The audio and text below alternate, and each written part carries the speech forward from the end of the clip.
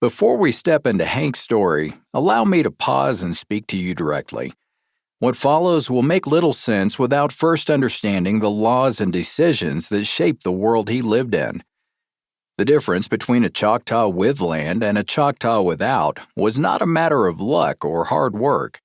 It was the outcome of federal policy, of the Dawes Commission, and of the bitter struggle of families who fought to be recognized. This is not background trivia. It is the ground Hank walked upon, the reason some of his neighbors thrived while he had nothing waiting at home. The Dawes Commission was established in 1893 to break up the communal lands of the 5 tribes, Choctaw, Chickasaw, Cherokee, Creek, and Seminole, and enroll individual citizens for allotments.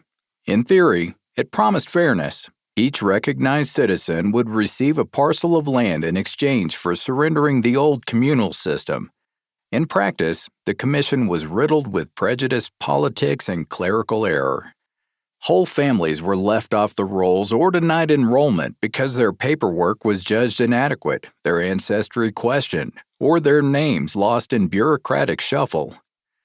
To address the obvious injustices, Congress authorized what became known as the reinstatement rolls.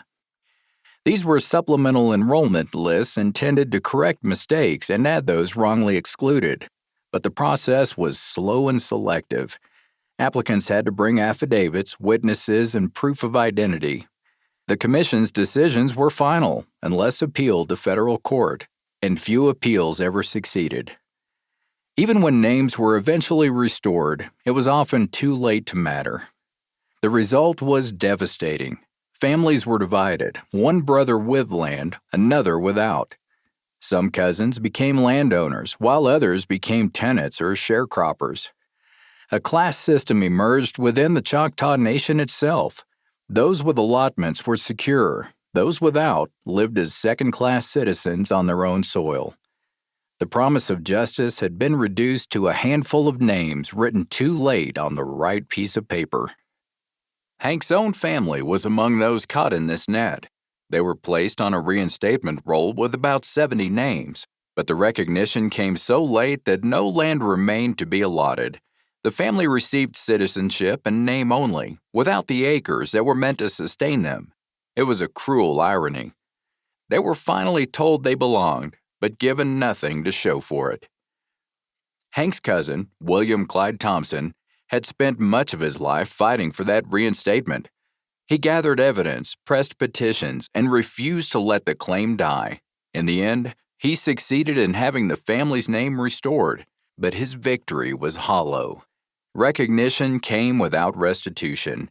The land was gone, allotted to others, or swallowed by the timber companies and speculators who descended on Choctaw country.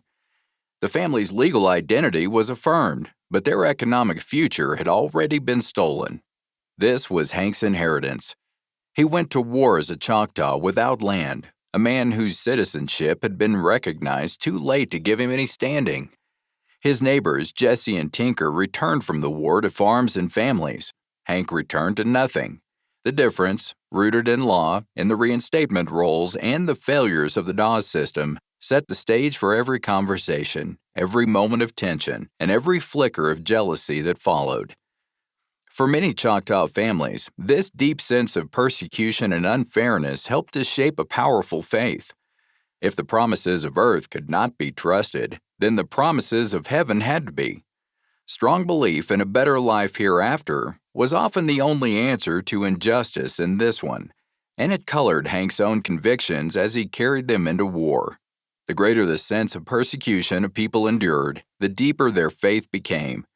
This was universal, not unique to the Choctaw. Yet the same faith that sustained them also set them apart. It created a bond within, but it also formed a barrier against the world outside, a wall that both protected and imprisoned. For Hank and his people, the tension between faith and exclusion would shape every step of their journey.